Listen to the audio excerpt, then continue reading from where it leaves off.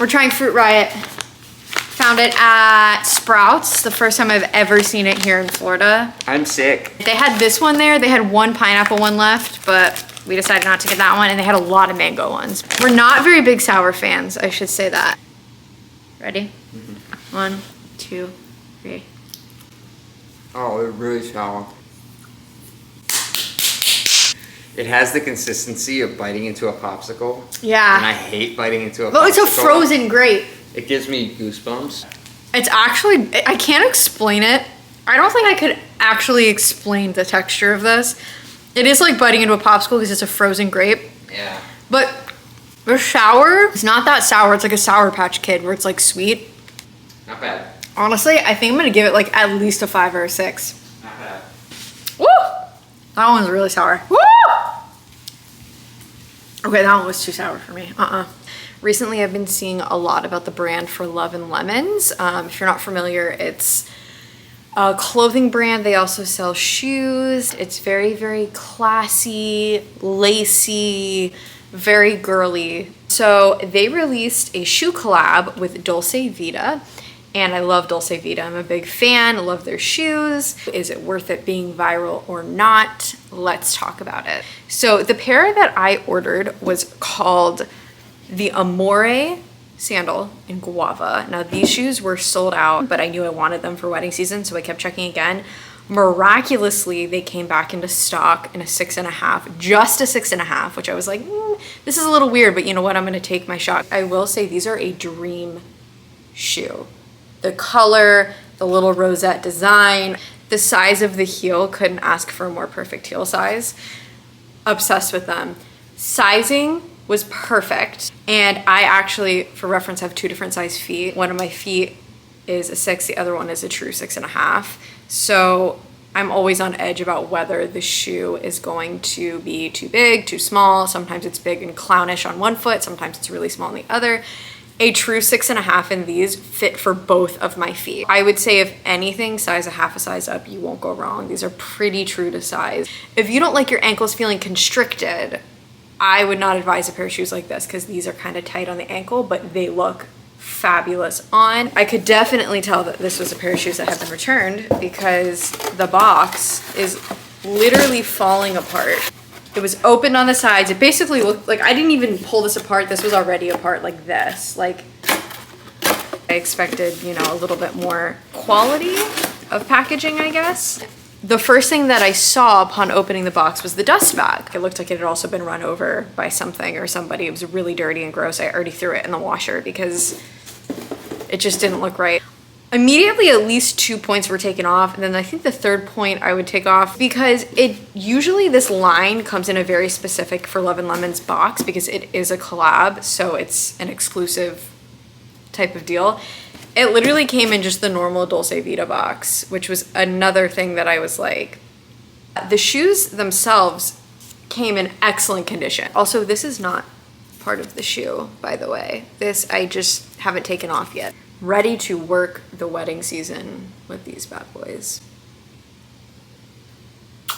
For this next one, I'm going to be trying some hairbrushes. There are a couple hairbrushes that have been viral within the last year or so, and I have desperately been wanting to try them. However, I have just been sticking with my tried and true brushes for a long time. The thing about me is once I find something that I really like and I feel like it does the trick, I'm not super willing to try newer products. My motto is always, if it ain't broke, don't fix it. Like, certain brushes absolutely I know will not brush through my hair. Like, I have to have certain products because of the high maintenance of my hair. This is my hair 100% without product in it, without styling it.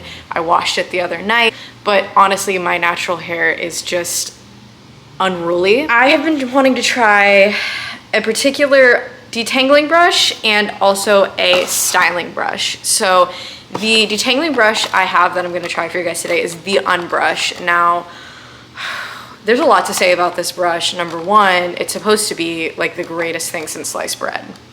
So there's a lot of hype around this brush. It's supposed to be able to go through unruly hair. I picked this up from Amazon. Now, this brush retails for like $18, which personally I find to be extremely steep for a brush.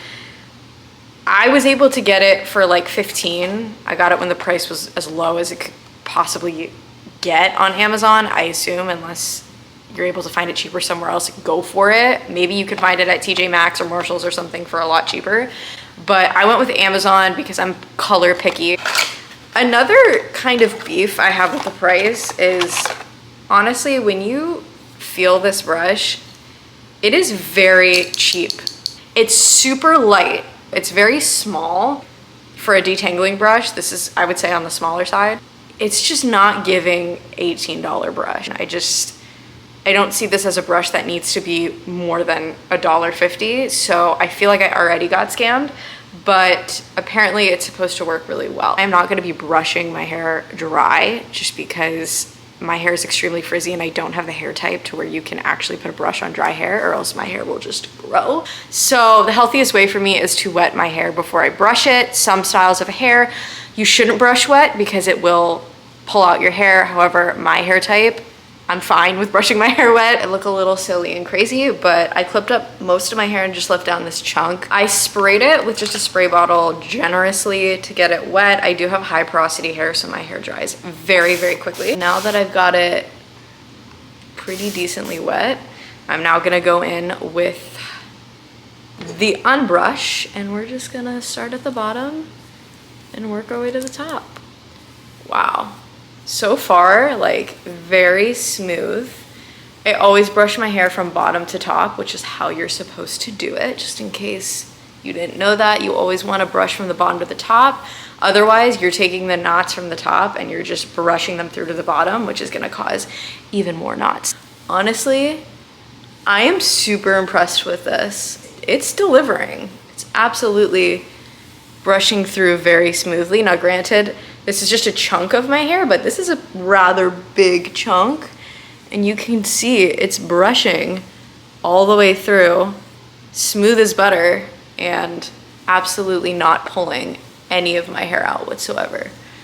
Wow, guys, this is amazing. The detangling brush I picked up is this curly hairstyling brush. This is a dupe for the Bounce Curl Defining Brush, I believe it's called. Yeah, Define Edge Lift Brush. Now, I personally love supporting small businesses. If you are able to financially support this business, go for it. I will link it below. They're growing. Obviously, they have this viral brush, so definitely go check them out. This is no hate towards them.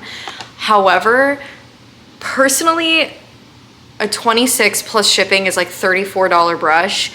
That is way too much, in my opinion, to pay for a brush. Granted, I will spend money on stupid things all the time, so never hold that against me.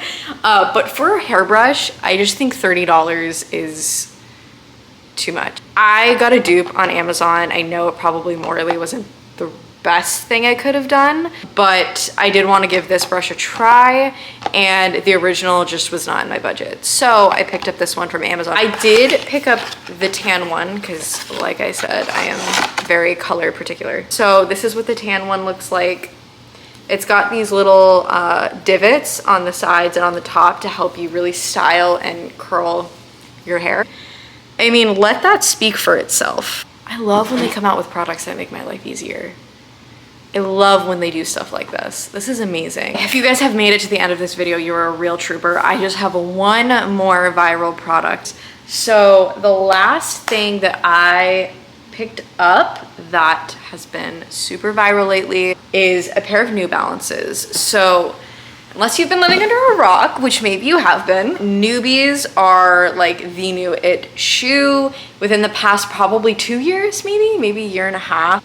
They're just everywhere, all the styles. One style in particular that's been blowing up, the New Balance 327s. I know that last year or the year before, they were blowing up. You could not get these shoes for the life of it. I did not jump on the bandwagon right away. I did end up getting the 530s. I fell in love with them so much this past year that I decided that I wanted to try out the 327s because I know they're another very popular shoe. With the 327s versus the 530s is just the colorways. I think the more trending 530s are like the silvery, like very bland ones, the dad shoe, if you will. And then the 327s are more like, I kind of want to say fun, like you can just find cooler colorways than you can with the 530s. So this is the pair that I got. It's like a brown leather, like kind of a soft leather, and then the New Balance is a leather white. If you know me, you know that this is the color I would gravitate toward. I got these off of ASOS. I believe these retail for $100 across the board. Depending on where you get them, they might be a little more or a little less. It was a little weird because they did have a color called oatmeal, which was the same picture as this one, but then they uploaded this one and it said beige. So I'm pretty sure that this is the oatmeal colorway. Enthusiasts of the 327s would know. So sizing, let's talk about sizing a little bit. These differ pretty greatly in sizing compared to the 530s.